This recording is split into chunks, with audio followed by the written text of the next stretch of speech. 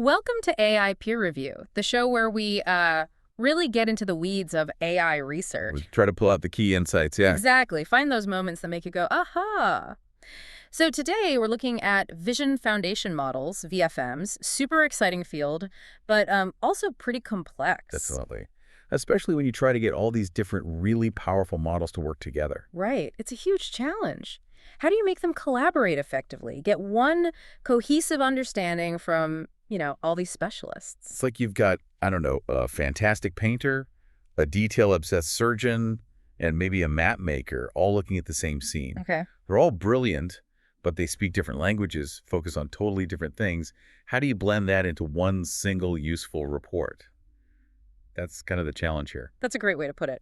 And it leads us right into this interesting paper we're discussing today. It's titled RADIOv 2.5, Improved Baselines for Agglomerative Vision Foundation Models. Yeah, this paper tackles some really fundamental problems in building what they call agglomerative models. Which are essentially single models that try to soak up the strengths of multiple teacher models, like CLIP, Dino, SAM. Exactly. Combining the image-text understanding of CLIP, the powerful self-supervised features from Dino, and the super-precise segmentation ability of SAM, all into one student model. So our mission today is basically to unpack how RADIOv 2.5 deals with some big headaches from earlier attempts. Right, like performance being all over the place depending on image resolution. That's a big one. And the token problem, right. High-res images spitting out way too many tokens for vision language models, the VLMs. Absolutely. Yeah. We'll dig into their solutions, which are pretty clever, and talk about what it all means for where AI is heading. Okay, let's start at the beginning, though. Why bother with this agglomeration at all? Why not just, pick the right specialist model for the job each time? Well, it really comes down to efficiency and versatility. Think about your toolbox. Imagine needing a completely different screwdriver for every single type of screw. Flathead, Phillips, Torx, Allen. You'd waste so much time just switching tools, and your toolbox would be massive. Right. Point taken. Agglomerative models are trying to be that universal screwdriver, consolidate the knowledge from SAM, CLIP, Dino V2, these foundational models into one student. It's knowledge distillation, essentially. The student learns by mimicking the teachers. And there have been attempts before. You mentioned SamClip, AM Radio. Oh, yeah. AM Radio, UNIC, FIA, FHIS, Eagle. Lots of efforts aiming for this goal, but they had some serious snags. Like what were the main roadblocks? The paper highlights a few key ones. First up is resolution balancing. It's a biggie. Meaning? Different teachers just work best at different image sizes, their native resolutions. Sam, for instance, loves high-res details for segmentation. CLIP might be happier with a more general lower-res view. Okay, so the student gets confused. Kind of. How does the student learn to capture both the fine details and the big picture consistently, no matter what resolution you feed it? That's the balancing act. And it's not just the image size, but how the teachers talk. You mentioned teacher distribution balancing. Precisely. Some teachers, like Sam, their activations, think of it as the volume of their signal can be way louder than others, like CLIP or Dino V2. So Sam drowns out the others. Potentially, yeah. If you don't balance it, the student might just pay attention to the loudest teacher, Sam in this case, and ignore the maybe more subtle signals from the others. The learning gets biased. Okay, this is where it gets really interesting, I think. The paper talks about this mode switch phenomenon, especially in the earlier AM radio model, section 3.1. It sounds like the model develops a split personality. It's a really critical issue they found. With AM radio, what happened was kind of jarring. At lower resolutions, like 512 pixels or less, the student acted a lot like Dino V2. Which is good for semantic stuff, right? Understanding the content. Yeah. Exactly. Great for semantics, depth perception, Yeah. but bump up the resolution and bam. Yeah. It abruptly switched modes. It started spitting out features that looked just like Sam's, super focused on sharp edges, uniform areas. At the expense of the overall meaning. Often, yes. It lost that broader semantic grasp. Wow. So the same model might brilliantly identify something in a thumbnail, but then completely fail on the full-size picture just because it switched its focus. That's the problem. Imagine an AI looking at a tiny square of a painting and getting the gist, but then you show it the whole thing, and it only cares about the brushstroke edges. You can actually see this happen in Figure 3. Ah, the PCA visualizations. Yeah. Low res, the features look like Dino V2. High res, suddenly very SAM-like, even showing these weird windowing artifacts from SAM's architecture. And Figure 2 shows the performance drop, accuracy tanks, fidelity to Dino, and sleep tanks once you go above 512 pixels for AM radio. So they figured out it was learning from different teachers at different resolutions. Essentially, yes. The training process inadvertently caused it to favor different teachers depending on the input size.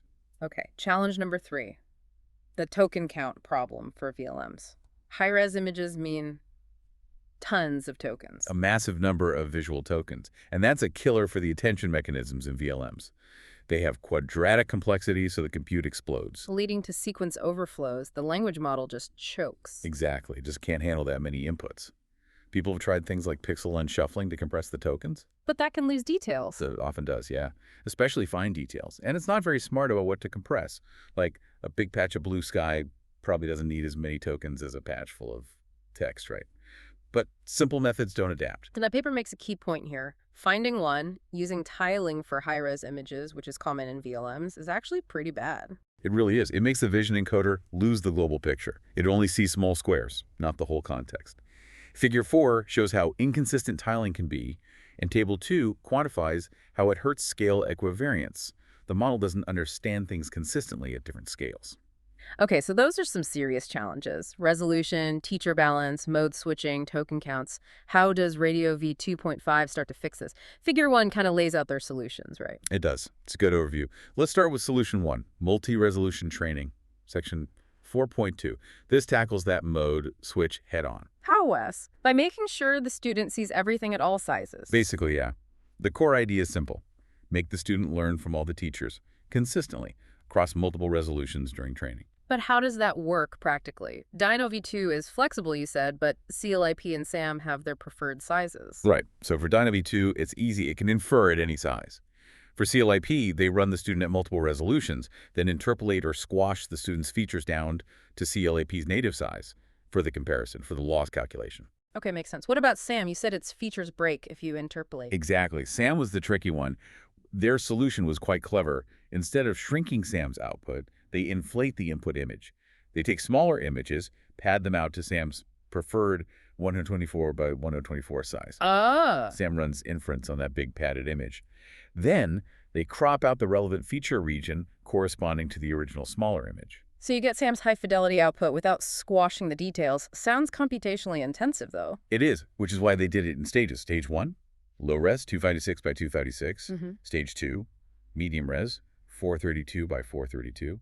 Stage 3, this is key, simultaneous medium and high-res training. So 432 by 432 and 1024 by 1024 together. And that worked. That's their finding too. This staged, multi-resolution approach, especially training at 2 resolutions simultaneously in the end, achieved consistent performance across the board. It fixed mode switch. Okay, but you mentioned the cost of running SAM on all those padded images. Which leads directly to Solution 2, Mosaic Augmentation, Section 4.3. This is specifically designed to cut down that SAM inference cost. Mosaic, like tiling images together. Exactly. Instead of padding lots of individual small images up to 124 by 124, they create a big mosaic, say a 2 by 2 or 3 by 3 grid of smaller images that fills up a 124 by 124 space. Okay. Then they run SAM once on the entire mosaic image. Afterwards, they just chop up the resulting SAM features according to the original grid and use those pieces to train the student on the corresponding small images. Oh, that's smart. One SAM run gives you features for multiple images. Figure 6 shows some examples of these mosaics, right? Yep. And finding 3 is pretty cool. It massively cuts training costs, obviously, and it removes the need for any feature interpolation for SAM at lower res. But it also seemed to improve the student's quality slightly. Better quality, too. Why? They think it's because the images appear in more varied positions within the mosaic, which helps reduce some artifacts related to the model's positional encodings. More diversity. Neat. Okay, let's circle back to the loud teacher problem. Solution 3. Improved teacher loss balancing using PHIS, that's section 4.4. Remind us, SAM signals were too strong. Right, its activation magnitudes could dominate. PHIS stands for PCA Hadamard Isotropic Standardization. It's a bit of a mouthful. Sounds complex. What's the gist? Think of it like a sophisticated audio equalizer for the teacher signals. It uses PCA to find the main directions of variance in the activations, then rotates them so the variance is spread evenly across all the feature channels, and scales everything to have unit variance. So it levels the playing field. No single teacher shouts louder than the others. Precisely. And it's reversible, which is important. The impact. Yeah. Much more stable training and better results on benchmarks. Table 3 really shows this. The fidelity results. Yeah, it shows how PHIS forces the model to balance the energy it spends learning from each teacher. Without it, the baseline model spent way too much effort just trying to match Sam. Got it. So finding 4, PHI standardization is really critical for making sure the student learns effectively from all its teachers. And this leads to a really interesting bit in section 4.5, reevaluating Sam as a teacher. Like we said, it was controversial. AM radio struggled with it. Thea and Unique even dropped it because it seemed to hurt their scores. But with these new techniques, PHIS and mosaic augmentation. Surprise. Sam is actually beneficial now. Table 4 is the ablation study where they trained with and without Sam. Mm-hmm. The impact on standard classification was tiny, maybe negligible, but positive. But for dense tasks, things like semantic segmentation, understanding 3D structure, it gave a really strong boost. It even enabled new stuff like applying it to videos. Video Sam. So Sam wasn't the problem, it was how it was being integrated. It needed that careful handling. Looks that way, which reinforces finding 5.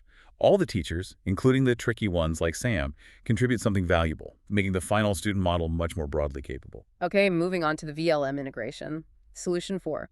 Token compression with TOMAS-D, that's section 4.8, tackling the token overload problem. Yeah, essential for making these powerful vision backbones usable with language models without breaking the bank, computationally speaking.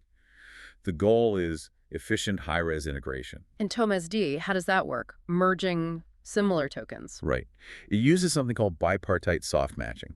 But the key thing they highlight is that it merges tokens based on their actual feature similarity, not just on attention keys like some other methods. Why does that matter? They found it leads to much lower reconstruction error, meaning you lose less information when merging. Table 810 has data on that.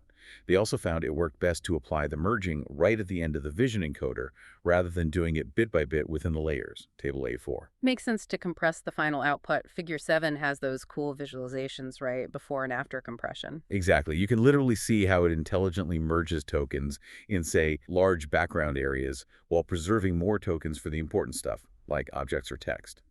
Figure 8 gives a schematic of the matching process itself. And the takeaway. Finding 7. Token merging works extremely well. It keeps a lot of the diverse information even when you compress the tokens down significantly. And compared to older methods like pixel unshuffling.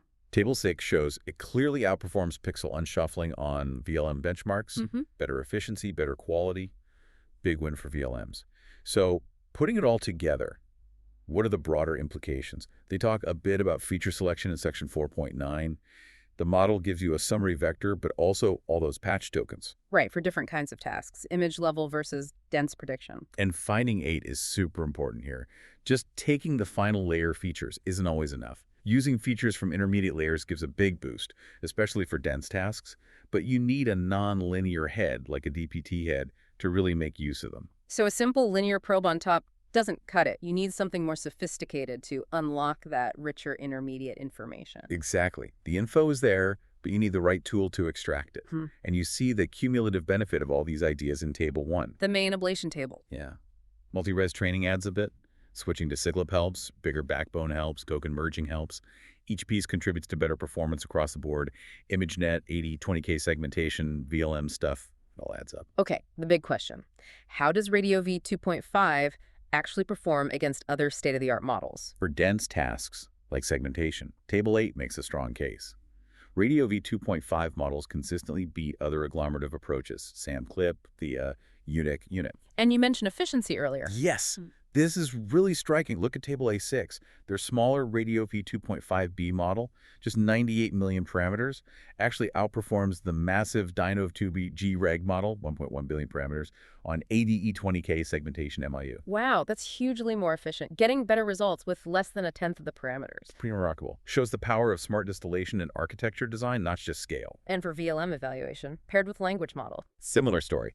Table 9 and the appendix tables A1, A2, A5 show RADIOv 2.5 models generally coming out on top compared to standard OpenAI CLIP, the previous RADIOv 2.1, and even SIGLIP, especially when you use their token merging. It really proves the value of having this single, versatile, high-performing vision encoder designed for VLM integration. Okay, so let's try to quickly sum up this deep dive. Radio V2.5 seems like a really solid piece of engineering. They tackled multi-teacher distillation head on. Yep. Dealt with resolution issues, balancing teacher signals, using things like VHIS and mosaic augmentation really smartly, Fixed that weird mode switching behavior with multi-resolution training. and developed a very effective token compression method, Yeah. TOMSD adaptation, that's crucial for using these powerful visual models with LLMs without overwhelming them. Plus that insight about needing nonlinear heads to really tap into the intermediate features for dense tasks. Right. It all paints a picture of very careful, methodical improvements addressing specific known problems. It's not just throwing more data or compute at it, it's smarter engineering. It really shows how understanding the why behind model failures can lead to big steps forward. Building smarter, not just bigger. Absolutely. And having a single VFM like this one that handles multiple resolutions well, integrates knowledge from diverse teachers, and is token efficient that could really push things forward. How so? Well, it makes advanced computer vision much more accessible for integration into larger systems, especially VLMs. Think about generalist AI agents that need to truly see and understand the world visually, across scales, efficiently. This feels like a key building block. So the provocative thought for you, the listener, what doors does this open? If you have an AI that can understand images deeply at any resolution, picking out fine details and grasping the big picture, all while managing the token load, what new applications become possible? What kind of truly generalist AI could you build? The possibilities are exciting. If you want to dig deeper yourself, the code and models are out there on GitHub and Hugging Face. Check the show notes for links. Definitely worth exploring. Thanks for joining us on AI Peer Review. Catch you next time.